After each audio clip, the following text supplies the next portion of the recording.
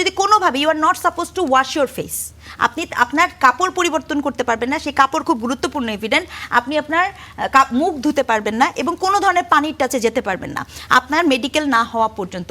এই বিষয়গুলা আমাদের জনগণকেও জানানো উচিত। তার চেয়ে বড় কথা আসলে কতজন লোকলজ্জার ভয়ে রেপ কেস নিয়ে আসে, সামনে সেক্সুয়াল অ্যাবিউজ নিয়ে আসে। নেতা বদলায়, দল বদলায়, জন্ম নেয় নতুন দল, কিন্তু সাধারণ মানুষের ভাগ্য কি বদলায়? আশ্বাস আর প্রতিশ্রুতির ভিড়ে আমরা খুঁজব বাস্তবতার প্রতিফলন। আমাদের কাছে প্রশ্ন করা, দেশ ও মানুষের স্বার্থে প্রশ্ন করেই যাব। থাকবে মত এবং ভিন্ন মতের শ্রদ্ধা। স্টার নিউজ কড়া আলাপের সঙ্গে শান্তা শার্লিন। আমি বিচার চাই না, কারণ আপনারা বিচার করতে পারবেন না। আপনাদের বিচার করার কোনো রেকর্ড নেই। আমার মেয়েও আর ফিরে আসবে না। আপনাদের বিচারের কোনো উদাহরণ নেই। এটা বড় জোর 15 দিন চলবে, আবার কোনো ঘটনা ঘটবে, এরপর এটা ধামাচাপা পড়ে যাবে। দর্শক, রাজধানীর পল্লবীতে 6 বছরের শিশু রামিসা আক্তারকে নির্মমভাবে হত্যার ঘটনায় অভিযুক্ত প্রতিবেশী দম্পতি গ্রেফতার হলেও বিচার ব্যবস্থা নিয়ে চরম হতাশা প্রকাশ করেছেন নিহত শিশুটির বাবা আব্দুল হান্নান মোল্লা। আজ এ বিষয় নিয়ে আমরা আলোচনা করব, আর আলোচনার জন্য আজ স্টুডিওতে উপস্থিত রয়েছেন 3 জন সম্মানিত অতিথি। আমি শুরুতে তাদের সাথে পরিচয় করে দিতে চাই। আমার সাথে রয়েছেন হাফিজ খান সোহায়েল, মাননীয় প্রধানমন্ত্রীর বিশেষ সহকারী, পররাষ্ট্র বিষয়ক উপদেষ্টা কমিটির সভাপতি, ওয়াশিংটন ডিসি, বিএনপি।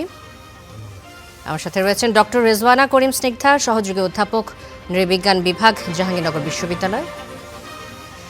রয়েছেন অ্যাডভোকেট শাহ মোহাম্মদ মাহফুজুল হক, আমির, বাংলাদেশ জামাতে ইসলামী, শাহবাগ পশ্চিম থানা, ঢাকা বিশ্ববিদ্যালয়ের ইসলামী ছাত্র শিবিরের সাবেক সভাপতি। আপনাদের 3 জনকে স্বাগত জানাচ্ছি আজকের কড়া আলাপে। শুরুতেই ডক্টর রেজওয়ানা করিম স্নিগ্ধা, আপনার কাছে আসতে চাই।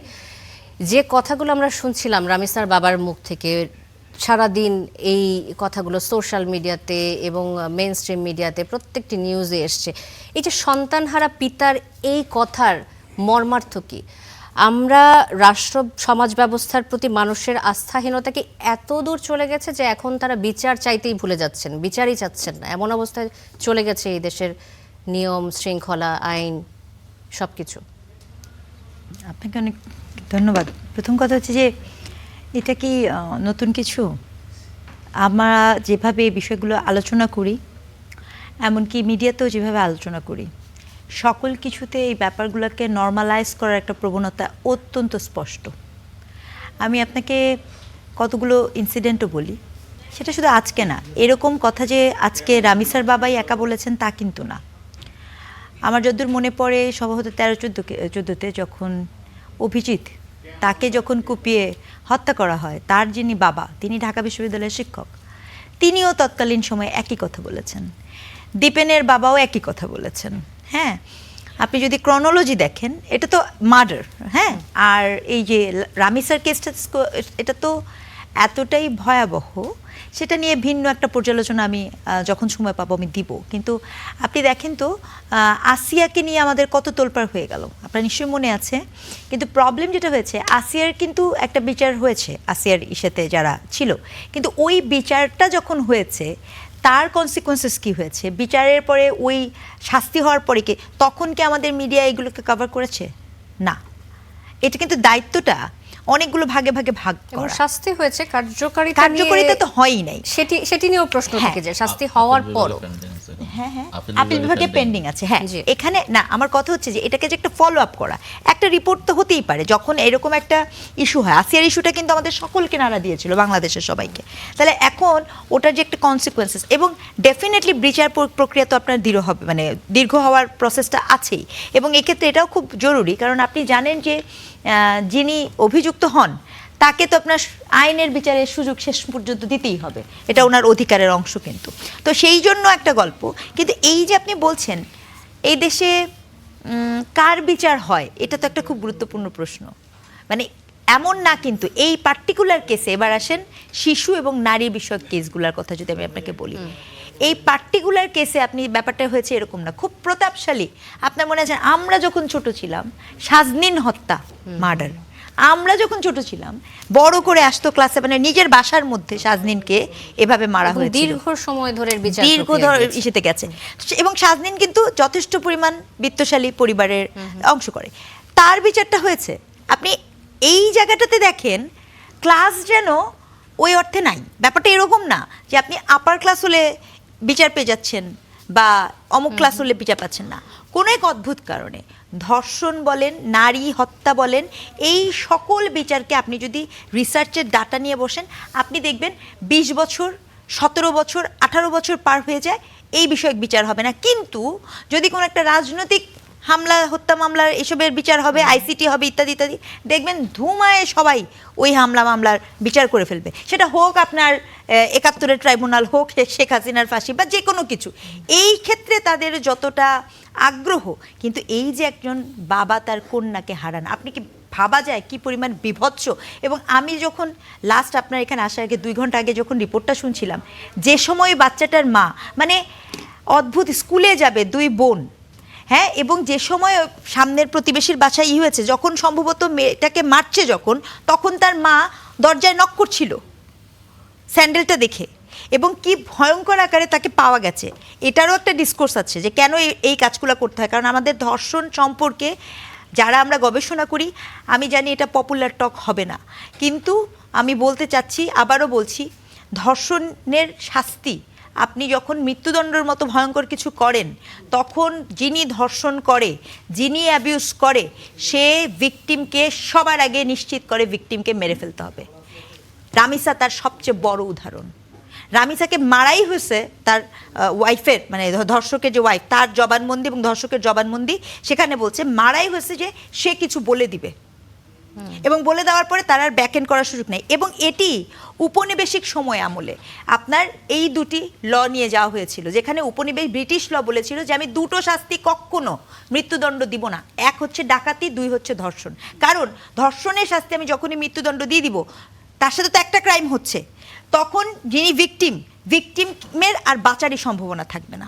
তো এই যে আমাদের যারা আমরা একটু এ বিষয়ে গবেষণা করি, কোনোদিন দেখেছেন এই সকল রাষ্ট্রীয় পলিসি সরকার, আমি তো জানি না, কোনোদিন তো আমাদেরকে জিজ্ঞেস করেন না, কখনো জিজ্ঞেস করেন না। হুজুগে সবাই দাঁড়িয়ে যাবে যে মৃত্যুদণ্ড দাও, আপনি বলে দিলাম মৃত্যুদণ্ড, থেমেছে? থামবে? দিয়েছেন তো, করেছেন তো, থেমেছে? নাকি আরও ব্রুটালিক হচ্ছে দিন দিন? এই বাচ্চাটাকে মারাই হয়েছে শুধুমাত্র প্রমাণটাকে করার জন্য, এবং এটি একটি সামাজিক সমস্যার অংশ। এখন শুধু রামিসা, আপনি 2 দিন আগে, আজকে কোন দেশের কথা বলছেন, এই যে 11 বছরের মেয়েটা প্রেগনেন্ট হয়ে গেল, আপনি দেখেননি? 11 বছরের মেয়েটা যে প্রেগনেন্ট হয়ে গেল, তার যাকে ধরে নিয়ে যাওয়া হলো, সেক্ষেত্রে কনসিকুয়েন্সেস রিপোর্ট কি? আমি বলতে চাচ্ছি যে এই দেশের রাষ্ট্রীয় পক্ষ, মিডিয়া পক্ষ, এই সকল সিন্ডিকেট রাজনৈতিক হামলা মামলার বিচারের ক্ষেত্রে যত তৎপর, নাগরিক তার জি সেখানে ততই অতৎপর। জি, ধন্যবাদ ডক্টর রেজওয়ানা করিম স্নিগ্ধা। হাফিজ খান সোহেল, এই প্রসঙ্গে আপনার কাছে আসতে চাই।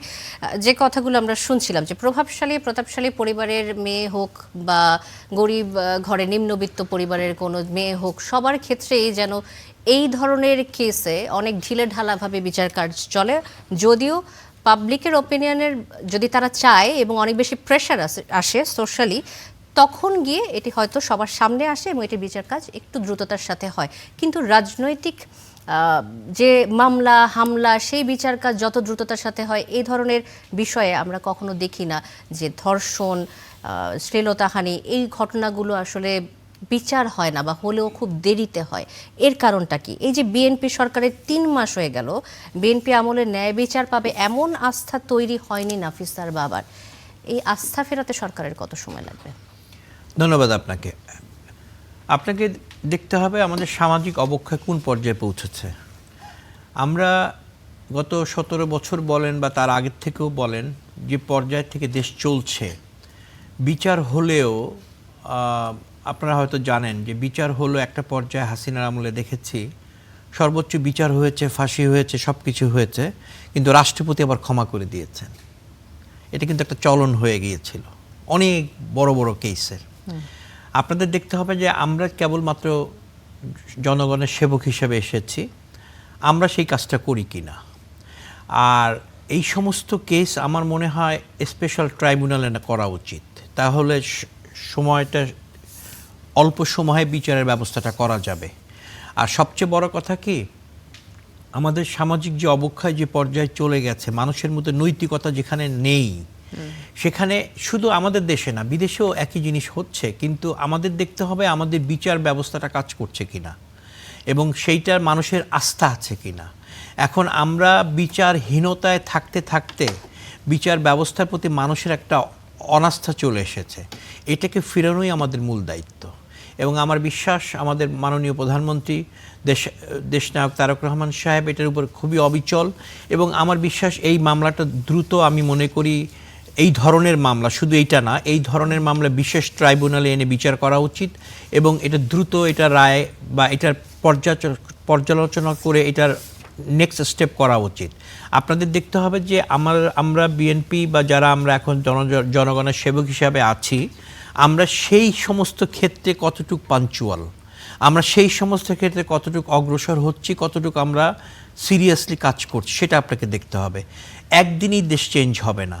আমরা গত 17 বছর যে বিচারহীনতার কার্যকারিতা দেখেছি, আমি ব্লেম করতে চাচ্ছি না, যেমন ওরা করেছে বলে আমরা কেন করব বা আমরা কেন করব সেটা আমি বলতে চাচ্ছি না। আমি বলছি যে গণতান্ত্রিক পর্যায়ক্রম যদি আমরা আস্তে আস্তে দেশটাকে গণতান্ত্রিক পর্যায়ে নিয়ে যেতে পারি, প্রতি 5 বছর পর পর যদি ক্ষমতা চেঞ্জ হয় মানুষের ভোটে, তাহলে এই বিচারহীনতার থেকে আমরা বেরিয়ে আসতে পারবো। এই সরকার, বিএনপি সরকার ক্ষমতা নেওয়ার পর থেকে সবচেয়ে বেশি গুরুত্ব দিয়েছে কোন দিকগুলোতে আপনার দৃষ্টিকোণ থেকে? যদি আমরা সব কিছুর ক্ষেত্রে আমরা দেখেন আমাদের এখন বর্তমান যে সিচুয়েশন চলছে, এই যে হামের যে অবস্থাটা দেখেন, এই যে ছোট বাচ্চারা মারা যাচ্ছে, যার যাচ্ছে সে টের পাচ্ছে, এটা কিন্তু আমাদের তৈরি না। বিগত সরকার, তত্ত্বাবধায়ক সরকার ঠিকমতো কাজ করেনি বা হামের ব্যাপারে অত সিরিয়াসলি পদক্ষেপ নেয়নি বলে আমাদের কাঁধে এসে পড়েছে। কিন্তু আমরা চেষ্টা করছি দিন রাত কীভাবে এটাকে ট্যাকেল করতে হবে। আমরা সর্বোচ্চভাবে কৃষকদের ঋণ মওকুফ করা হয়েছে, আপনাদের খাল খনন কর্মসূচি চলছে, আর সবচেয়ে বড় কথা আইন শৃঙ্খলা। আগে যে মব কালচারটা ছিল, কথায় কথায় আপনার যদি 10 জন 20 জন বা 50 জন জোট করতে পারতেন, আপনি এসে একটা মব কালচার করতেন, সেটা তো কমেছে এবং আশা করি এগুলো আরও কমবে। এটার কারণ হলো, আচ্ছা আমি আপনাকে একটা তথ্য দিই। ডিএমপির তথ্য বলছে যে 2025 সালের ফেব্রুয়ারি থেকে জুলাই পর্যন্ত মাত্র 6 মাসে রাজধানীর তেজগাঁওয়ে 58টি এবং মিরপুরে 48টি শিশু নির্যাতনের ঘটনা ঘটেছে। আমরা যদি চলতি বছরের জানুয়ারি থেকে এপ্রিল পর্যন্ত এই 4 মাসের একটা সিনারিও দেখি, রাজধানী ঢাকার 50টি থানায় অন্তত 214টি ধর্ষণ এবং ধর্ষণ চেষ্টার মামলা করা হয়েছে। এর বাইরেও অনেক ঘটনা ঘটেছে, অনেক ঘটনা থানা পর্যন্ত আসে না। তো আপনি বলছিলেন অনেকগুলো উন্নয়নমূলক কর্মকাণ্ড, হামের প্রাদুর্ভাব হঠাৎ করে বেড়ে যাওয়া, সব কিছুই আমরা বুঝতে পারছি দেশের জন্যই করা, কিন্তু সবার আগে আইন শৃঙ্খলা পরিস্থিতি রক্ষা করাই একটা সরকারের কি দায়িত্বের মধ্যে পড়ে কিনা? অবশ্যই দায়িত্বের মধ্যে পড়ে। আপনাকে দেখতে হবে আপনি যে পরিসংখ্যানগুলো দিয়েছেন, এই পরিসংখ্যানের নেক্সট স্টেপটা কী হয়েছে। আপনাকে দেখতে হবে যে সরকার তো ক্রাইম তো হবেই, ক্রাইম আপনি বন্ধ করতে পারবেন না, আপনাকে দেখতে হবে ক্রাইম কমাতে হবে বা জিরো টলারেন্স আনার চেষ্টা করতে হবে। হবে কিনা সেটা পরের ব্যাপার। আপনি যে পরিসংখ্যানগুলো বলেছেন, আপনি কি নেক্সট পরিসংখ্যানগুলো দেখেছেন যে নেক্সট স্টেপগুলো কী হয়েছে, ওই মামলার পর্যালোচনাগুলো বা নেক্সট স্টেপে কী গিয়েছে? যদি ওখানে আমরা না যাই বা ওখানে আমরা পর্যালোচনা না করি, তাহলে আমরা খালি পরিসংখ্যান দিয়ে কোনো উন্নতি করতে পারবো না। আমাদের পরিসংখ্যানে দেখতে হবে বিচারের সম্মুখীন কতগুলো হয়েছে, বিচারের করতে যে বাধার সম্মুখীন হয়েছে কিনা, সেগুলো যদি আপনার পরিসংখ্যানে থাকে, তখন আমি আপনাকে বলতে পারতাম this is our responsibility, this is our fault. কিন্তু ততক্ষণ পর্যন্ত আমাদের দেখতে হবে যে আমরা সদিচ্ছা আছে কিনা, আমাদের সদিচ্ছা আছে কিনা, আর মানুষের মধ্যে সচেতনতা ফিরতে হবে। মানুষের মধ্যে এখন আমরা জানি যে সবাই এত কি বলবো আপনাকে, যে এত অবাস্তবভাবে আমরা পরিচালনা করি বা অবাস্তব চিত্রগুলো সামনে নিয়ে আসি, এগুলো ঠিক না। এবং আমাদেরকে মনুষ্যত্ব ফিরিয়ে আনতে হবে এবং বিচারহীনতার থেকে বের হয়ে আসতে হবে। এবং বিচারহীনতা থেকে বের হয়ে আসতে হলে আমাদের ওই যে আপনি যে পরিসংখ্যান বলছেন, পরের স্টেপগুলো জানতে হবে। জি, ধন্যবাদ হাফিজ খান সোহেল। আবার আসবো আপনার কাছে। অ্যাডভোকেট শাহ মোহাম্মদ মাহফুজুল হক, এই যে সরকারের সদিচ্ছা থাকা সত্ত্বেও আমরা বিচারহীনতার মধ্যে দিয়ে যাচ্ছি বা হয়তো অনেকখানি ডিলে হচ্ছে, অনেক ক্ষেত্রে অনেকগুলো ঘটনার ক্ষেত্রেই আমরা সেটা দেখলাম, যার পরবর্তীতে আমরা দেখি নতুন নতুন ঘটনা আসে। আসিয়ার ঘটনার পরে আবারও আসলো আজকে রামিসার ঘটনা। এটি কি আসলে সরকারের প্রতি মানুষের আস্থা আছে যে তারা বিচার করতে পারবে, এই আস্থার কারণেই আসলে বারবার, অনাস্থার কারণে কি বারবার ঘটনাগুলো ঘটে, নাকি মানুষ ভাবে যে আসলে এই ধরনের কাজ করে পার পেয়ে যাওয়া যায়, যে কারণে ঘটে? জি, ধন্যবাদ আপনাকে। আপনার মাধ্যমে আমাদের স্টার নিউজের সম্মানিত দর্শক শ্রোতা মণ্ডলী এবং বিজ্ঞ আলোচকদ্বয়কে স্বাগত জানাচ্ছি আজকের আলোচনায়।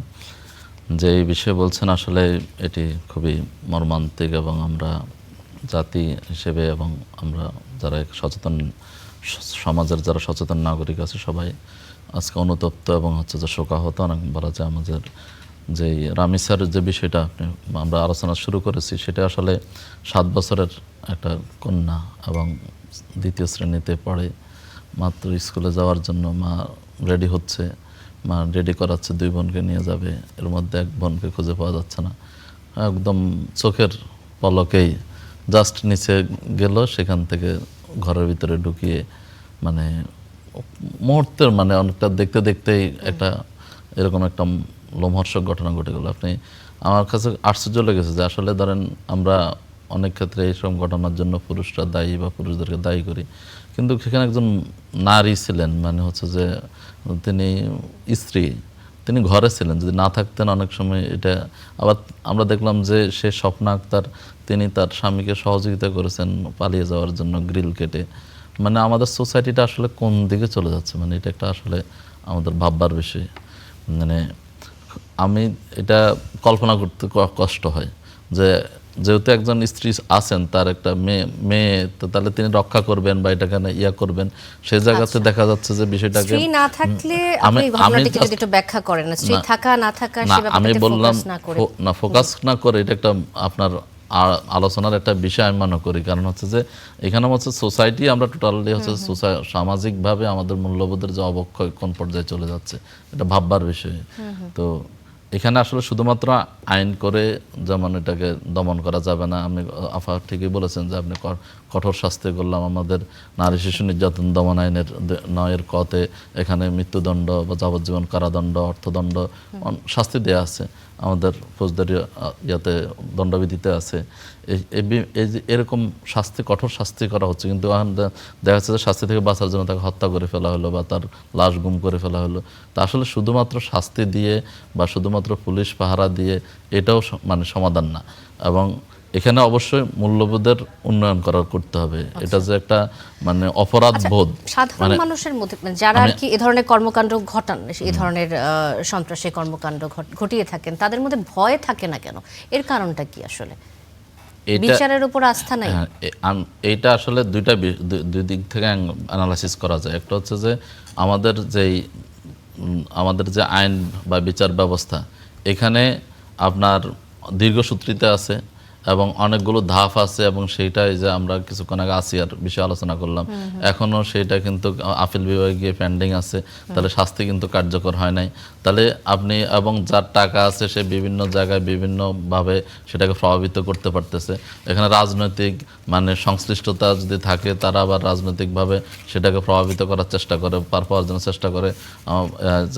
আলোচক বলেছেন যে এখানে রাষ্ট্রপতির ক্ষমার মাধ্যম দিয়ে অপরাধী পার পেয়ে যাওয়ার ইয়া থাকে, তাহলে সে তার মধ্যে আইনের একটা ভয় যে না আমার বিরুদ্ধে আইনটা যথার্থভাবে প্রয়োগ হবে, কোনোভাবে আমি এখান থেকে বাঁচতে পারবো না, সেইটার ব্যাপারে যেমন কনফিডেন্ট না বা আমরা সেটা নিশ্চিত করতে পারি না।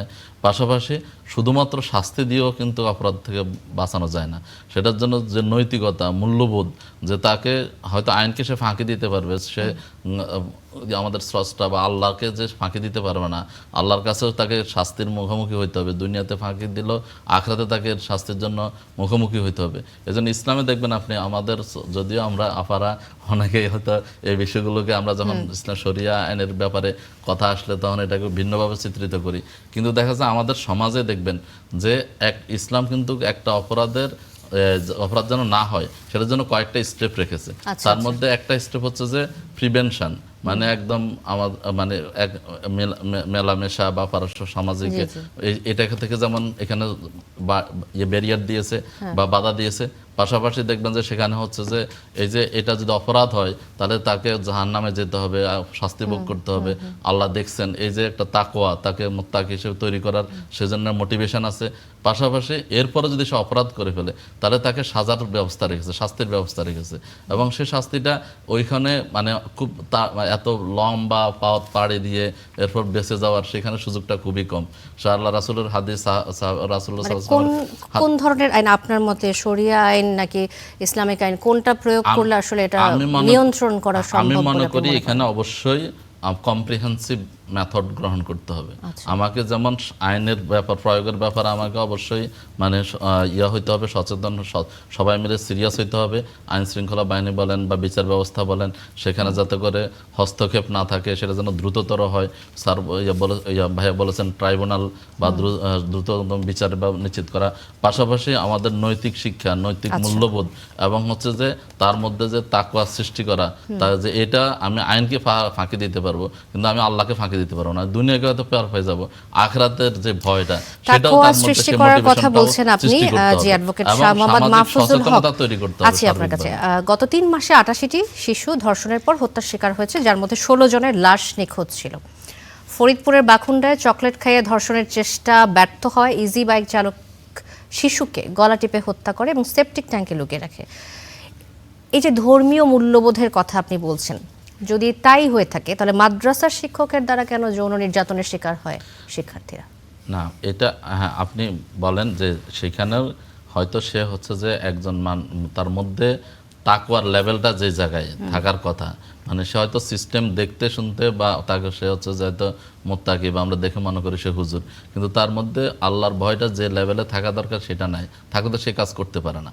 আবার দেখা যাচ্ছে যে কিছুদিন আগে একটা ঘটনা হয়েছে, হুজুরকে মানে ব্লেম, এরকম ঘটনা যে ঘটনা আমি সেটা বলবো না, কিন্তু এইখানে কয়দিন আগে একটা আলোচিত ঘটনা ঘটেছে যে তাকে ব্লেম দেওয়া হয়েছে যে সেই ঘটনা ঘটছে বা করছে, কিন্তু পরবর্তীতে দেখা গেল যে যখন তথ্য প্রমাণ এবং এটাকে যখন ইনভেস্টিগেশন করা হলো সেখানে দেখা জি, ওটা দুই একটা ঘটনা হতে পারে, কিন্তু অসংখ্য ঘটনার উদাহরণ ইতিমধ্যেই আছে যেগুলো হয়ে থাকে। আমি বলছি যে সে জায়গায় অবশ্যই মানে হচ্ছে যে যদি তার তাকওয়ার লেভেলটা সে পর্যায়ে যায় না, ধরুন আমি রমজান মাসে রোজা রাখি, টুপ দিয়ে পানি খাই না, বা হচ্ছে ঘরে একা থাকার পর পানি খাই না, কেন আমার আল্লাহ আমাকে দেখতেছেন, আমি এটা একটা অপরাধ বোধ আমাদের কাজ করতেছে বা যারা করেন, তাহলে সে আল্লাহ তো আমার সারা বছরে থাকেন, আমি যখন অন্য কোনো অপরাধ করি সেই সময় থাকেন।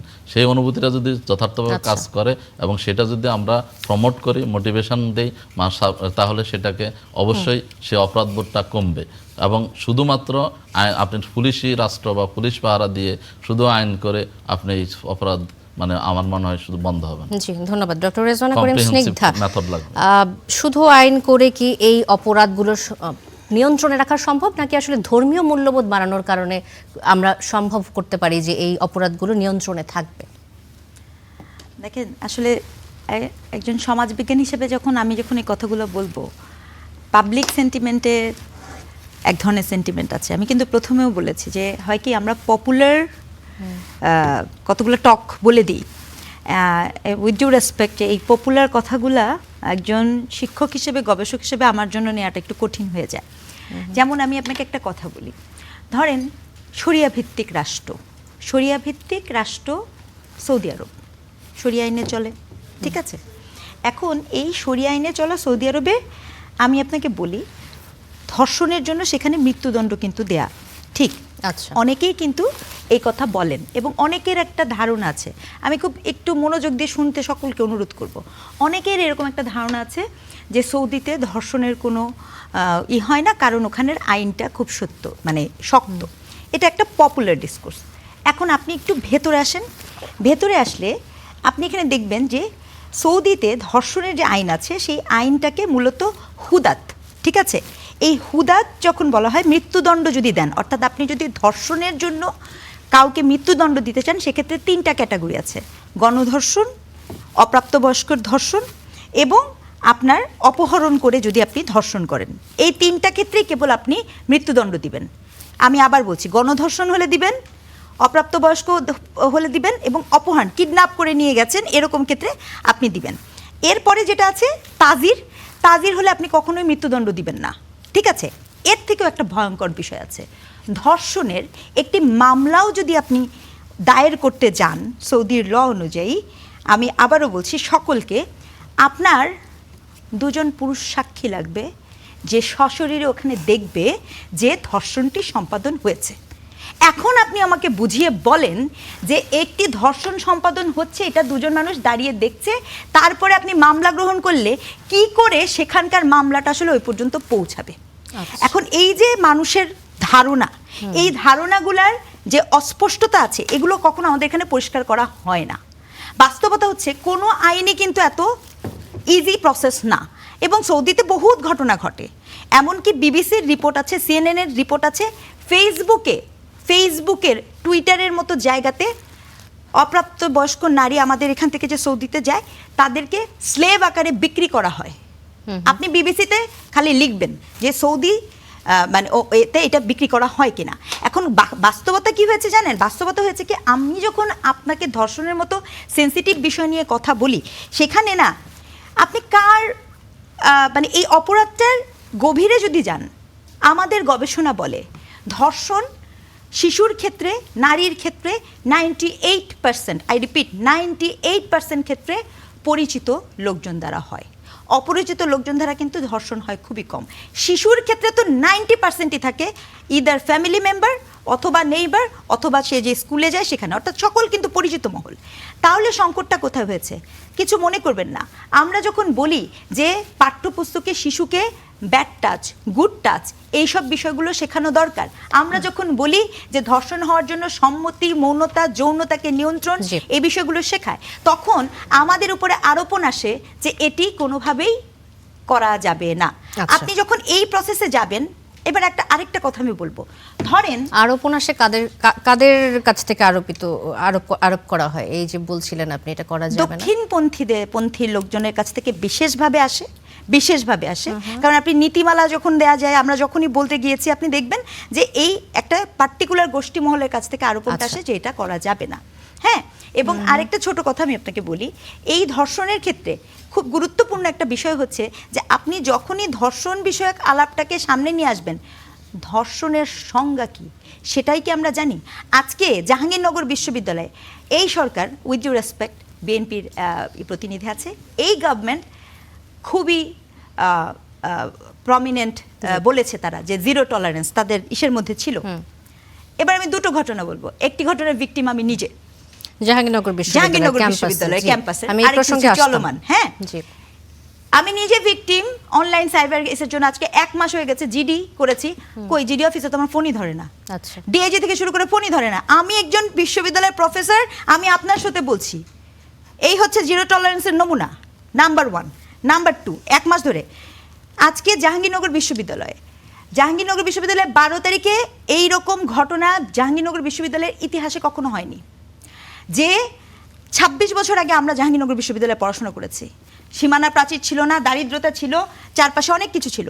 কই 26 বছর আগে তো আমাদের সাথে এরকম কখনো হয়নি যে একটা বহিরাগত এসে ফিল্মি স্টাইলে জাল দিয়ে, মানে কাপড় দিয়ে টেনে হিচড়ে গলায় ফাঁস দিয়ে আপনাকে টেনে নিয়ে যাবে, এবং সেই সিসিটিভি ফুটেজ দেখানোর পরে এখন পর্যন্ত 12 তারিখ আর আজকে কত তারিখ, 20 তারিখ, তাকে তো ধরা হবেই না। উপরন্ত যে প্রশাসন আছে, সেই প্রশাসন সেটার দায়ও নেবে না। জি, ধন্যবাদ ডক্টর রেজওয়ানা করিম স্নিগ্ধা। হাফিজ খান সোহেল, শুনছিলেন সবই। এই যে জাহাঙ্গীরনগর বিশ্ববিদ্যালয়ের মতো একটা জায়গায়, এমন একটা ক্যাম্পাসে যখন রাতে হলে মেয়েরা নিরাপদ না, রাস্তায় হাঁটতে নিরাপদ না, তাহলে বাংলাদেশের কোথায় আর নিরাপত্তা থাকতে পারে? এটা অত্যন্ত দুঃখজনক ঘটনা, এবং এটা কোনো অবস্থাতেই এই ঘটনাটাকে মেনে নেওয়া যায় না। এবং উনি যেটা বলেছেন যে উনি জিডি করেছেন, ওনাকে উত্তর দেওয়া হয়নি, আমার মনে হয় ওনার স্পেসিফিকভাবে প্রকাশ্যে বলা উচিত টেলিভিশনে, স্পেসিফিক কোন ব্যক্তি যে কে ফোন ধরে নেয়, কেন ধরে নেয়। কারণ কি, আমি আপনাকে বলি, আমাদের প্রশাসনটা কিন্তু এখন আগের প্রশাসন রয়ে গেছে। আচ্ছা, 17 বছরের যে প্রশাসন, এই প্রশাসন নিয়ে আমরা চলছি, আমাদেরকে সময় লাগবে প্রশাসনকে গুছাতে।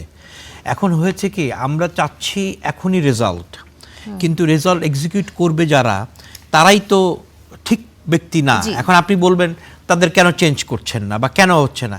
আপনি একদিনে বা একই সময়ে, আমরা স্টেপ বাই স্টেপ করছি। আপনি দেখছেন হয়তো পুলিশ অফিসার গত কিছুদিন যাবৎ বেশ কিছু পুলিশ অফিসারের চাকরি চলে গিয়েছে, আরও যাবে ভবিষ্যতে, কিন্তু আমাদের তো এগুলো গুছায় আনতে হবে।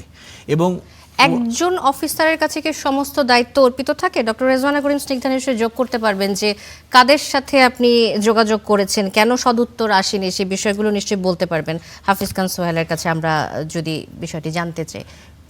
না, অবশ্যই না, মজার ব্যাপার, একদম উদ্বোধনের কাছে আমি যোগাযোগ করেছি। আচ্ছা, এবং আমি ডেফিনেটলি এই জায়গাটাতে, আমি একজন শিক্ষক তো, নৈতিকতার দায়ে আমি তাকে পাবলিক শেমের মধ্যে ফেলতে চাচ্ছি না দেখে আপনার এখানে আমি বলছি না। কিন্তু যদি উনি জানতে চান, আমি ডেফিনেটলি আনবো, কারণ পাবলিক শেমে পড়া মবের বীজ বপন করে। I don't want to put anyone, কারণ প্রত্যেকটা মানুষের মানবিক মর্যাদা আছে। So I don't want to put this because তিনি তাকে নতুনই দেওয়া হচ্ছে এবং তিনি একদম প্রধান।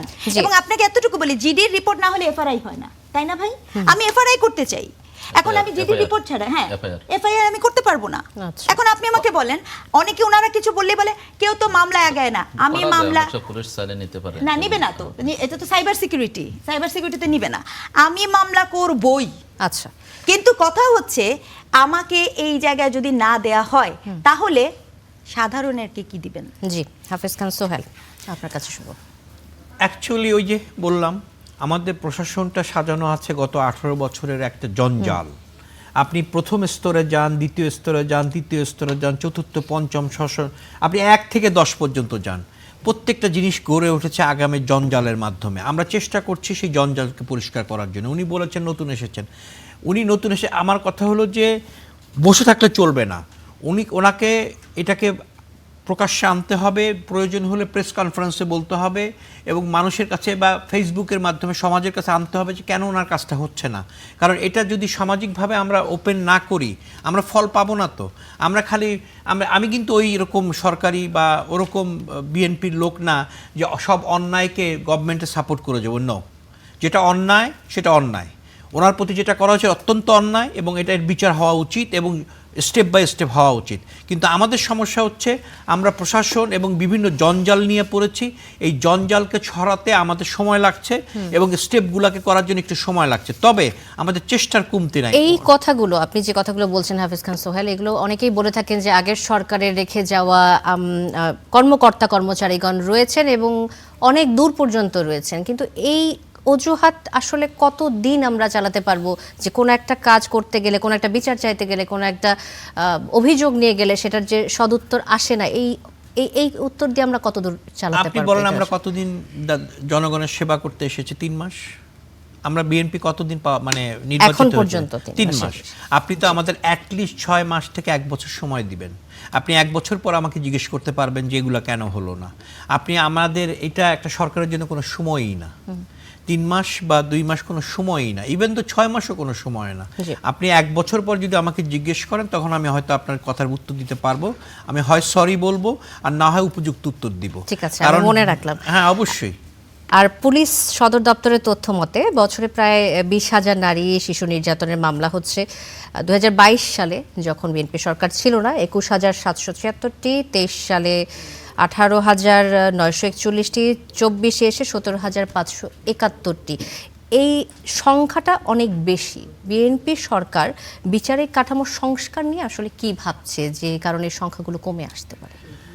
দেখেন, আমি তো আর পররাষ্ট্র বিষয়ক উপদেষ্টা না, বা আমি তো আর স্বরাষ্ট্র বিষয়ক উপদেষ্টা না, বা আমি বা সরকারের এই সাবজেক্টের ব্যাপারে স্পেশালিস্ট না। আমি সাধারণ মানুষ হিসেবে বলতে পারি মানুষের মধ্যে বিচক্ষণতা ফিরে আনতে হবে, বিচারের প্রতি আস্থা আনতে হবে এবং প্রত্যেককে সোচ্চার হতে হবে।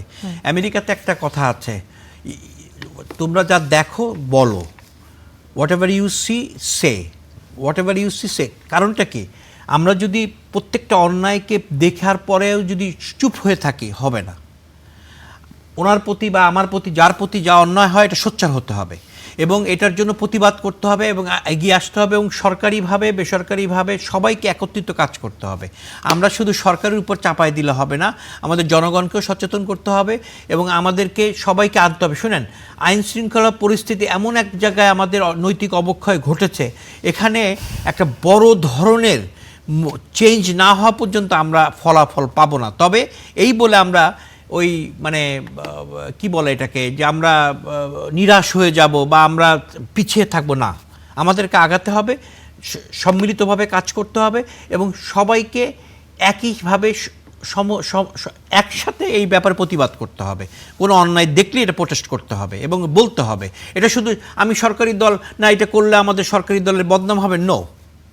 যেটা অন্যায় অন্যায়, আপনাকে এটা বলতেই হবে, নাহলে আপনি সামাজিকভাবে কীভাবে আগাবেন? আমরা তো আর এইভাবে, আর আপনি জেনজি বা আলফা যারা আছে এখন, মানে যারা এই নতুন যুগের ছেলে পেলে, তারা তো এগুলো মানবে না। আপনি যত কথা বলেন, জেনজিরা বা আলফা যেটাকে বলা হয়, এরা যে পর্যায়ে কথার, আপনি এখন কোনো কিছু হলে পট করে ফেসবুকে চলে আসে, পট করে ইনস্টাগ্রামে চলে আসে, স্ন্যাপচ্যাটে চলে আসে। আপনি এগুলো আমরা চাইলেও তো আটকাতে পারবো না। আমাদের সামাজিকভাবে এগুলো প্রতিষ্ঠা করতে হবে। আপনি যেটা দেখছেন প্রচার করেন, কোনো অন্যায় দেখলে সবাই অভিযোগ আসছে অনেক জনগণের কাছ থেকে, সবার কাছ থেকে, সবাই বলতে পারছে, স্বাধীনতা পাচ্ছে, কিন্তু বিচার নিশ্চিত করার দায়িত্ব সরকারের। সেখানে আসলে জনগণের কিছু করার থাকে না। এখন সরকারের কাছ থেকে যদি আমরা এরকম আগ্রাসী ভূমিকা না দেখি, তাহলে জনগণের কি করার আপনাকে থাকতে পারে? দেখতে হবে সরকার উপযুক্ত দায়িত্ব নিয়ে পালন করছেন কিনা, মামলা নিচ্ছেন কিনা, মামলাগুলো আগাচ্ছে কিনা, এগুলো আমরা দেখতে পারি। কিন্তু আপনি পট করে যদি আমরা যদি সরাসরি কোনো ওই যে দ্রুত বিচার আইন ট্রাইব্যুনালে যদি আনা যায়, তাহলে আমি তো আগেই বলেছি এই ধরনের মামলাগুলো স্পেশাল ট্রাইব্যুনালে আছে, অলরেডি স্পেশাল ট্রাইব্যুনালে আচ্ছা, তাহলে তো দেখবেন এটা 3 থেকে 6 মাসের মধ্যে একটা এবং রেজাল্ট এটা পেয়ে নিয়ম যাবে। আছে, কিন্তু স্পেশাল ট্রাইব্যুনালে হতে হবে এবং 15 দিনের মাথায় আপনাকে পুলিশি তদন্ত করতে হবে নারী বিষয়ক ধর্ষণের, right. এবং 90 দিনের মধ্যে বিচার করা হবে। That's the law, Right. Already এবং দেয়ার, বাস্তবায়ন নাই, দ্য এইটা ল যদি ইজ দেয়ার। এক্স্যাক্টলি, এবং এইটা কেন বাস্তবায়ন নাই সেই দিকে আমাকে যেতে হবে। আচ্ছা, যদি আপনি এই মামলাটা হওয়ার পরে উনি যেটা বললেন স্টেপ বাই স্টেপ 90 দিন, 30 দিন, 15 দিন, এরপরে যদি এটা না হয়, then we have to look forward. কেন হলো না, আমাদের জবাবদিহিতা করতে হবে, যিনি দায়িত্ব আছে তাদের কাছে যেতে হবে। কেন তোমরা কেন এগুলো পালন করছো না? জি, হাফেজ খান সোহেল, আবার আসবো আপনার কাছে। ডক্টর রেজওয়ানা করিম স্নিগ্ধা, গত 3 মাসে 8 জন শিশু শিক্ষকের দ্বারা যৌন নিপীড়নের শিকার হয়েছে এবং নেত্রকোনায় এক মাদ্রাসা শিক্ষকের কারণে 11 বছরের শিশু 7 মাসের অন্তঃসত্ত্বা হয়েছে বলে অভিযোগ উঠেছে। শিক্ষকরা যখন রক্ষক থেকে ভক্ষক হয়, তখন আমাদের বিশ্ববিদ্যালয় বা শিক্ষা প্রতিষ্ঠানগুলো এই যে যৌন হয়রানি প্রতিরোধ সেল গঠন করেছে, এগুলো কেন অকার্যকর হয়ে পড়ে না? আচ্ছা, না, এখানে 3টা বিষয় আছে। এখানে প্রথম কথা হচ্ছে যে আপনার হাইকোর্টের যে রায়টি আছে, সেই রায়টি কিন্তু সকল প্রতিষ্ঠান মানে না। 2009-এ হাইকোর্টের রুল জারি করা আছে। ধরেন আপনার স্টার নিউজেও কিন্তু একটা সেক্সুয়াল হ্যারাসমেন্ট সেল থাকার কথা, অর্থাৎ সরকারি বেসরকারি সকল প্রতিষ্ঠানের আবশ্যিকভাবে একটি সেক্সুয়াল হ্যারাসমেন্ট সেল থাকার কথা। বাস্তবতা হচ্ছে হাইকোর্টের এই রুলটাকে আসলে কার্যকর কিনা, এই জরিপটা কি করা হয়েছে কখনো? উত্তর হচ্ছে না। বিশেষত আপনার, আমি এটাও বলবো, মানে কাজ করি দেখে আমরা জানি যে ঢাকা শহরের স্কুলগুলোতে কিন্তু এটা আছে, মানে স্কুলগুলোতে অনেকগুলো স্কুলে কিন্তু এগুলো আছে। প্রশ্ন হচ্ছে সকল স্কুলে নিশ্চিত করার কথা তো আপনার বাংলাদেশের শিক্ষা মন্ত্রণালয়ের, তাই নয় কি? তাহলে তারা কেন নিশ্চিত করে না? আর মাদ্রাসা, ওখানে তো আপনি যেতে পারেন কিনা সেটাই একটা বড় ব্যাপার। যদি যেতে পারেন আলহামদুলিল্লাহ। আমি মাদ্রাসায় গবেষণা করতে চাই, আমাকে একটু যাইতে দেন ভাই, আমি কিচ্ছু করবো না, আমি একটু গবেষণা করব, কথা বলবো, আমাকে যেতে দেন। বাস্তবতা হচ্ছে সেই জায়গাতেও যখন পারমিশনই পাওয়া যায়, মানে পারমিশন কি, মানে দিবেই না আপনাকে, এন্ট্রি করতেই যখন দিবে না, সেখানে একজন গবেষকই যখন ইন্টারভিউ করতে না পারে, সেখানে আপনার ওই সেলগুলো তো ওখানে নাই। প্রবলেমটা আমি কিন্তু প্রবলেমের সমাধান খুঁজছি। আমার কিন্তু শুধু কাজ এটা না যে আমি কাকে দায় দিলাম, এই পক্ষ ওই পক্ষ, বিষয়টা মাদ্রাসা বা অন্য স্কুল এখানে না। প্রবলেম এখানে হচ্ছে আপনি স্কুল কর্তৃপক্ষ, তার আন্ডারস্ট্যান্ডিংই তো নাই। ধর্ষণ কাকে বলে, সেক্সুয়াল হ্যারাসমেন্ট কাকে বলে, অ্যাবিউজ কাকে বলে। আমার বিশ্ববিদ্যালয়ে ক্রিটিসিজম করছি আপনাকে, আমি এই মুহূর্তে বলছি, এই যে 12 তারিখের মেয়েটার যে ঘটনাটা ঘটেছে, তাকে হত্যার চেষ্টা করা হয়েছে। বিশ্ববিদ্যালয় কর্তৃপক্ষ বাদী হয়ে কিন্তু মামলা করেছে, ধর্ষণ এবং হত্যার চেষ্টা। খুবই দুঃখ নিয়ে বলছি, জাহাঙ্গীরনগর বিশ্ববিদ্যালয়ের অনির্বাচিত শিক্ষক সমিতি বিবৃতি দিয়েছে, নারী শিক্ষার্থী হেনস্থার জন্য আমরা উদ্বেগ প্রকাশ করছি। ভাই, কোথায় হেনস্থা, কোথায় অ্যাটেম্পট টু মার্ডার, কোথায় ধর্ষণের চেষ্টা? এই যে বাস্তবতাটা আমি এটা বলছি, trust me, it doesn't related with যে আপনি কত শিক্ষিত কত কি। এই তারপরে আপনারা কি আন্ডারস্ট্যান্ডিং করেছেন? আপনারা বিশ্ববিদ্যালয়ের শিক্ষকরা এই উনি মামলা করেছে না, এটা শিক্ষক সমিতি, বিশ্ববিদ্যালয়ের শিক্ষকরা না কিন্তু, এবং অনির্বাচিত শিক্ষক সমিতি, অনির্বাচিত শিক্ষক সমিতির এই লাইনের পরে আপনাদের কারো কোনো প্রতিবাদ ছিল কিনা এই কথা? কারণ অলরেডি তো প্রতিবাদ চলছে, স্টুডেন্টদের প্রতিবাদ তো চলছে, এবং আমাদের প্রতিবাদ যে হবে না তার কারণ দিয়েছে তো গতকাল, দিয়েছেই গতকাল 1 নাম্বার। আর আমি এই মুহূর্তে তো আপনাকে বলছি, আমিও তো শিক্ষক হিসেবে প্রতিবাদই করলাম। এখানে আরেকটা ছোট কথা মেম্বারকে মিসিং হয়ে যাবে, সেটা বলি। বিশ্ববিদ্যালয় কিন্তু এই মামলাটা করেছে, আশুলিয়া থানাতে মামলাটা আছে। আমার প্রশ্ন হচ্ছে, আজকে 7 দিনেও ধরা পড়লো না কেন, পড়ছে না কেন? তার ছবি সামাজিক যোগাযোগ মাধ্যমে ঘুরছে, তাহলে কি বাংলাদেশের আইন শৃঙ্খলা পরিস্থিতি এতখানিই চলে গেছে? কেন নাই? কেন ওখানের যে প্রশাসন আছে, প্রশাসন থেকে শুরু করে অন্যদের কারো কোনো ইন্টারভেনশন নাই? এর কারণ কি? এই নীরবতাকে আমরা কিভাবে বুঝবো? এই নীরবতাকে কি অরাজনৈতিক বোঝার কোনো সুযোগ আছে? জি, ধন্যবাদ। অ্যাডভোকেট শাহ মোহাম্মদ মাহফুজুল হক, নেত্রকোনার মদন উপজেলায় এই যে ঘটনাটির কথা বলছিলাম কিছুক্ষণ আগে, 11 বছরের এক মাদ্রাসা ছাত্রী শিক্ষকের দ্বারা ধর্ষণের শিকার হয়ে 7 মাসের অন্তঃসত্ত্বা হয়ে অভিযোগ উঠেছে। মাদ্রাসার শিক্ষকের দ্বারা এই যে যৌন নির্যাতনের ঘটনা, এটা খুব একটা নতুন না, আমরা প্রায়ই এই ধরনের অভিযোগ পেয়ে থাকি। সামাজিক এবং ধর্মীয় প্রতিষ্ঠানগুলোর পবিত্রতা নিয়ে প্রশ্ন ওঠে এবং ধর্মীয় প্রতিষ্ঠানগুলোতে শিশুদের সুরক্ষায় এবং অপরাধী শিক্ষকদের জন্য যে তাৎক্ষণিক বহিষ্কার, আইনি সোপর্দের ক্ষেত্রে আপনাদের দল বা আলেম সমাজ সুনির্দিষ্ট কোনো ভূমিকা রাখছে কিনা, কি করণীয়? জি, ধন্যবাদ আপনাকে। যে বিষয়টা প্রশ্ন আসছে, আসলে শুধু এটা স্কুল মাদ্রাসা বলে না, যে স্কুল কলেজ যেখানে হোক, বিশ্ববিদ্যালয় যেখানে হোক, এটা নিন্দনীয় এবং এটা অপরাধ এবং এদেরকে শাস্তির আওতায় আনা উচিত এবং দৃষ্টান্তমূলক শাস্তি হওয়া উচিত। এখানে কোনো মানে কে কোন ধর্মের বা কোন বিচারের বা কোন গোত্রের সেটা না, অপরাধী অপরাধী, সেটা মাদ্রাসায় হোক, স্কুল হোক, কলেজ হোক, বিশ্ববিদ্যালয় হোক, যেই হোক, তাকে শাস্তির আওতায় আনা দরকার এবং দৃষ্টান্তমূলক শাস্তি হওয়া উচিত। আমি একজন বাবা হিসেবে আমার মেয়ে স্কুলে ভর্তি করানোর পরে, মাদ্রাসায় ভর্তি করানোর পরে আমার তো এই জায়গাটা হচ্ছে মানে এটা আতঙ্কে থাকতে হয়, এবং সেটা যদি মাদ্রাসায় হয় সেটা তো আরও বেশি, কারণ আমরা তো সেখানে বিশ্বাস এবং আস্থা রেখে আমরা সে জায়গায় দিই। তা আমরা যে ধর্মের কথা বলি, ধর্মীয় বিশ্বাসের জায়গাটা সেখানে বেশি, এবং সেটা যদি ভঙ্গ হয় তাহলে সে ধর্মীয়ভাবে অপরাধী এবং সে আরও বেশি ডাবল শাস্তি পাওয়া উচিত, এবং সেটা আমি মনে করি নিশ্চিত করা দরকার, দায়িত্ব সরকারের। এবং আমরা আমাদের জায়গা থেকে সেটাকে আমরা প্রতিবাদ জানাই এবং আমরা সেটাকে বন্ধ করার জন্য আমরা শুনেন একটা বিষয় দেখবেন, এখানে আফেক্ট আগে একটা বলছেন যে ওনারা যখন ইয়ার হচ্ছে যে ব্যাড টাচ গুড টাচ বা এই সকল শিক্ষা যখন চালু করতে যায় তখন ডাইনপন্থী কেউ কেউ মানে বাধা হয়ে দাঁড়ায়। আসলে দেখেন এটা হইলে যে মানে এই যৌন হয়রানি বলেন বা দর্শনের চেষ্টা বলেন, এগুলো বন্ধ হয়ে যাবে বা কমে যাবে, বিষয়টা তো এরকম না। আমরা 2009 সালে তো আমাদের এই শিক্ষা পাইলট প্রকল্প হিসেবে মাধ্যমিক স্তরে শুরু হয়েছে এবং 14 থেকে 18 সময় মাধ্যমিক পর্যায়ে এটাকে মানে পাঠ্যপুস্তকে নিয়ে এসে আপনার জেনারেশন ব্রেক থ্রু নামে এই প্রকল্প তো শুরু হয়েছে, কিন্তু তারপরে কি এটা কি বেড়েছে না কমেছে? বেড়েছে, কমে নাই। আমি পাইলট প্রজেক্ট মানে কিন্তু সে পরবর্তীতে সেটাকে মাধ্যমিক স্তরে চালু করা হয়েছে। এবং আমার মনে হচ্ছে যে এই যে এটা আমি বলছি যে এটাকে শুধুমাত্র দোষারোপ না করে, মানে আপনি হচ্ছে যে শুধু মানে শিক্ষা দিলে বা দিলে হবে না, কম্প্রিহেন্সিভ লাগবে। আরেকটি বিষয় আনতে চাচ্ছিলাম যে অনেক সময় সোশ্যালি অনেক সময় নারীদের পোশাক চলাফেরাকে ধর্ষণের কারণ বলা হয়, এই অভিযোগটি আসে অনেক সময়, আমরা কেউ বলে থাকে। তো এই যে শিশুদেরকে বিকৃত লালসার শিকার হতে হলো, এটিকে আসলে পুরুষতান্ত্রিক সহিংস মনোভাবের কোনো আপনি দেখেন যে এরকম কোনো কারণে এই ধরনের ঘটনাটি ঘটে থাকে নাকি কোন কারণে ঘটে থাকে? আমি এটা মানে আসলে একটা কথা আমি এটাও বললাম যে এটা যেমন ঠিক মানে হচ্ছে যে শিশুদের প্রতি বা যেটা হচ্ছে, আবার আমি এই যে আজকের যে রামিসা আক্তারের ঘটনায় ওনার ওয়াইফ বাসায় উপস্থিত বা স্বামীকে সহযোগিতা করা, পালায় যেতে সহযোগিতা করা, এটাকে আপনি কিভাবে দেখবেন? এটা তো আর পুরুষতান্ত্রিক, পুরুষে অপরাধ করছে, স্ত্রী সহযোগিতা করেছে, উনি একজন ওয়াইফ, উনি একজন উইমেন। তো এখন এই যে অপরাধ এবং সেটা অনেকগুলো কারণ, মানে আমি বললাম যে একটা কারণ না, আমাদের আইনের দুর্বলতা, ফাঁকফোকর, সে যে কোনো মূল্য পার হয়ে যেতে পারবে, বড় ভাই বা রাজনৈতিক আশ্রয় পাবে, সেটা ক্ষমা পাইতে পারে, অথবা তার অর্থনৈতিকভাবে সেটাকে প্রভাবিত করতে পারে, এটা থাকে। এবং হচ্ছে যে আইনের দীর্ঘসূত্রিতা সেটা আছে। এরপর হচ্ছে তার মূল্যবোধের অবক্ষয়, নৈতিক মূল্যবোধের অভাবের কারণে তার মধ্যে সেটা একটা যে অপরাধ, তার যে বিকৃত মানসিকতা, সেটা তার মধ্যে সে তৈরি হয় না। তো এই সামগ্রিকভাবে আপনি যদি অপরাধগুলোকে দমন করতে চান তাহলে একটা কম্প্রিহেন্সিভ ওয়েতে অগ্রসর হইতে হবে। এবং আমি ইসলামী শরিয়ার ব্যাপারে আপনার একটা বিষয় বলছেন যে যদি দর্শনের সাক্ষী মানে হচ্ছে সাক্ষীর ব্যাপারে, এখন কিন্তু ফিকাবিদরা আরও মানে ভিন্ন মতামত দিয়েছেন এবং সেটাও এখন সারা পৃথিবীতে আলোচিত এবং হচ্ছে অনেক ক্ষেত্রে সেটা অ্যাকসেপ্টেড।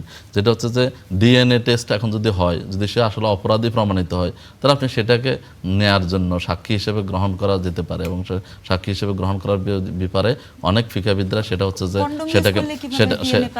সেটাকে দিয়েছেন। তো আপনি এখন আপনি তো অনেক যদি আপনি যদি ইয়ে ধর্ষণের করতে ক্ষেত্রে চান না, ধর্ষণের কেসগুলো আমরা অ্যানালাইসিস করি তো সেই জন্য বলছি। মানে আর ধর্ষণ মানে কিন্তু আমি তো বললাম শুধু এটা একটু বলি, ধর্ষণ মানেই কিন্তু ইনসার্ট হতে হবে, নট নেসেসারিলি আপনাকে ধর্ষণের চেষ্টা করলেও কিন্তু সেটা হবে, তাই না? এটা এটা এই লটাও কিন্তু আছে। সো এই জন্য আমি বলছি সেটারও শাস্তি দেয়া আছে। এবং হচ্ছে যে ইসলামের যুগে, ইসলামের আল্লাহ রাসূল সাল্লাল্লাহু আলাইহি ওয়াসাল্লামের পরে যখন এই ইসলামী এই শরিয়া বা খেলাফতের যুগে এই শাস্তিগুলো যখন কার্যকর হয়েছে, সেখানে অপরাধ প্রবণতা অনেক কমেছে। এবং চুরি ডাকাতি থেকে শুরু করে যে ধর্ষণের যে ঘটনাগুলো আপনি যদি আগের আইএম জাহিলিয়াতের সময় দেখেন এবং পরবর্তী রাসূল সাল্লাল্লাহু আলাইহি ওয়াসাল্লামের পরবর্তী সময় দেখেন, মানুষের মধ্যে যখন নৈতিকতা বোধ বা আল্লাহর ভয়, পরকালের ভয় ইয়া করবে, তখন সে পাহারাদার হবে। তখন সেটা যদি সত্যি অর্থে ধার্মিক হয় সেটাকে অবলম্বন করবে। আমি এখানে একটা বিষয় একটু যোগ করতে চাই। ভাইয়া বলছেন যে আসলে সরকার সময় দিতে হবে, এটা ঠিক আছে, কিন্তু সরকার যে ইনিশিয়েটিভগুলো নিচ্ছে এটা তো আমাদেরকে আতঙ্কিত করতেছে এবং মানুষকে ভাবিয়ে তুলছে।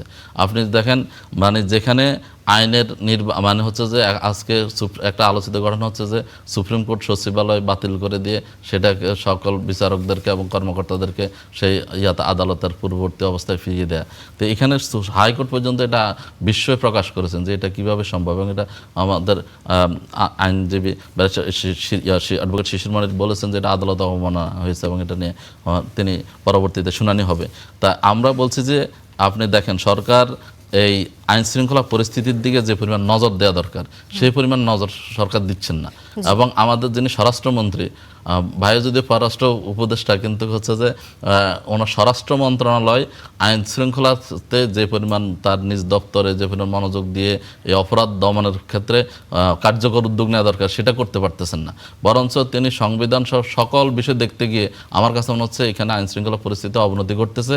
এবং আপনি দেখেন এই সুপ্রিম কোর্ট সচিবালয় বাতিল করা, গুম কমিশনকে আপনি হচ্ছে যে অধ্যাদেশকে কার্যকর না করা, এরপর মানবাধিকার অধ্যাদেশকে কার্যকর না করা, এগুলো না করার কারণে আস্তে আস্তে এই যে আপনার বিচারকরা যে স্বাধীনভাবে বিচার করবে, সেখানে যদি আপনার আইন সবার জন্য যদি সমানভাবে প্রয়োগ না হয়, সরকারি দলের লোকজন যদি অপরাধ করে, সেটা যদি থানার ভিতরে গিয়ে যদি হামলা করে, সেটা যদি তারা শাস্তির আওতায় না আসে, তাহলে অপরাধের প্রবণতা এবং আইন শৃঙ্খলা পরিস্থিতি আরো অবনতি হবে। ধন্যবাদ আপনাকে। ডক্টর রেজওয়ানা করিম স্নিগ্ধা, আপনি কিছু যোগ করতে চান কিনা শেষের দিকে রয়েছে? না, আমি একটা কথা, আপনি প্রশ্ন করছিলেন না যে শিশুর ক্ষেত্রে এখানেও এই যে আমাদের এই রিসার্চগুলো হেল্পও করে না। কারণ দেখেন, আমি আজকে 2017 থেকে একটা রিসার্চ করেছি, আমি ওয়ার্ল্ডের অন্য জায়গায় পেয়েছি। ধরেন আমি এখন সত্যিকার অর্থে রেপিস্টদের ইন্টারভিউটা নিতে চাই, আমাকে যদি কেউ সাহায্য করতো, এই যে দেখেন আমি কিন্তু একটা গবেষণা করে, কারণ এই জায়গায় এসে গবেষণাটা আটকে আছে। 17 থেকে শুরু করেছি আমি, নেদারল্যান্ডে যেয়ে সেখানকার রেড লাইটের ইয়েতে গিয়েছি, আমি কিন্তু সোনাগাছিতে গিয়েছি, সশরীরে যে ইন্টারভিউ নিয়েছি, ওখানকার যারা রেপিস্ট ভিকটিম তাদের সাথে কিন্তু আমি কথা বলেছি, পাচার থেকে শুরু করে অনেক কিছু। কিন্তু আমি যখন আমার দেশে আসি আমি কিন্তু সেটা পাইনি। কিন্তু আপনি যখন বললেন যে বাচ্চা কেন হয়, এখানে একটা কথা বলি, দেখেন এটা খুব দুঃখ, আমরা এই আলাপগুলোই করতে পারি না এবং একটা ইনসিডেন্ট দিয়ে করি। বেসিক্যালি শিশুদেরকে যখন ধর্ষণ করা হয়, এটার পিছনে 3টা কারণ গবেষণা বলে। প্রথম কারণ, যিনি এখানে রেপটা করেন বা শিশুকে অ্যাকিউজ করেন, তিনি ভয়ঙ্করভাবে নিজে সেক্সুয়াল অ্যাবিউজের শিকার হন তার জীবনে। আচ্ছা, তার যে গড়ে ওঠার প্রক্রিয়াতে ট্রমা থেকে এবং একটা ট্রমাটিক একটা বিহেভিয়ার এবং স্যাডোম্যাসোকিজম, মানে ভীষণ রকমের অ্যাঙ্গার তার ভিতরে থাকে। আরেকটা কথা বলি, আরেকটা সমস্যা হয় নরপেন্টিভ সমস্যা। দেখেন আপনি যদি কখনো ভাবেন যে সেক্স হচ্ছে খুবই জৈবিক একটা বিষয়, সেক্সুয়াল অ্যারাউজালও যদি জৈবিক হয়, এই স্টেটে নর্মেটিভভাবে প্রিম্যারিটাল সেক্স নিষিদ্ধ, ম্যারিটাল এক্সট্রাম্যারিটাল সেক্স নিষিদ্ধ। এবার 21 বছরের যে ছেলেটা আছে, 21 বছরের আগে সে বিয়ে করবে সেটাও নিষিদ্ধ।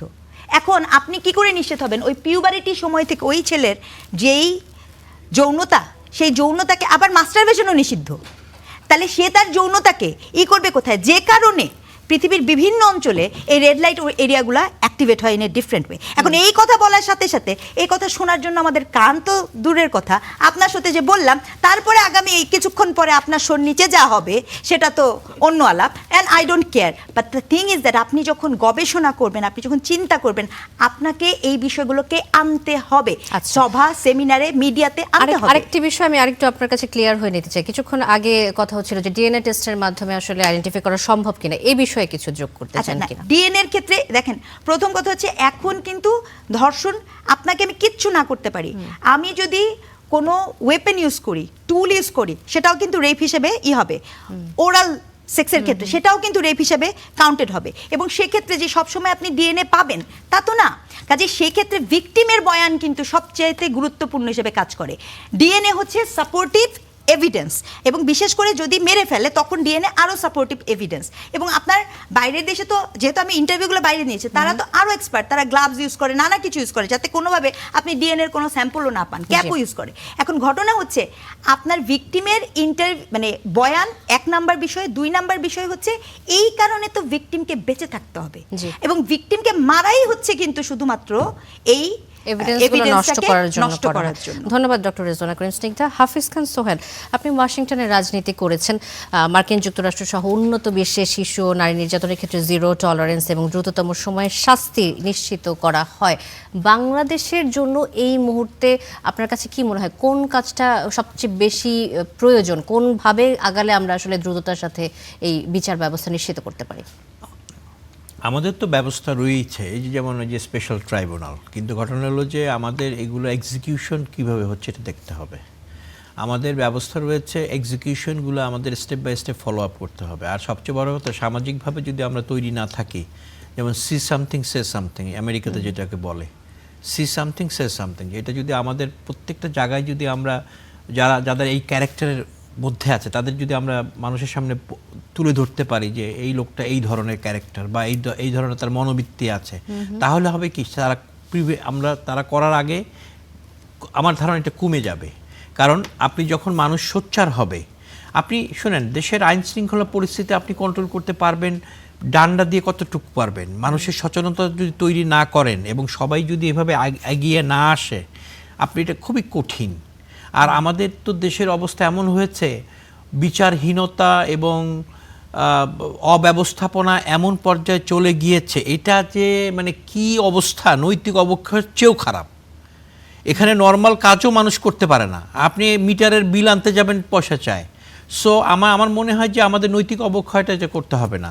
সো আমাদের মনে হয় যে আমাদের সবাইকেই এগিয়ে আসতে হবে এবং সবাইকে সহযোগিতার মনোভাব করতে হবে এবং সরকারকেও সচেতন হতে হবে এই ব্যাপারে, জিরো টলারেন্স, এবং এটাকে প্রায়োরিটি দিয়ে কাজ করতে হবে।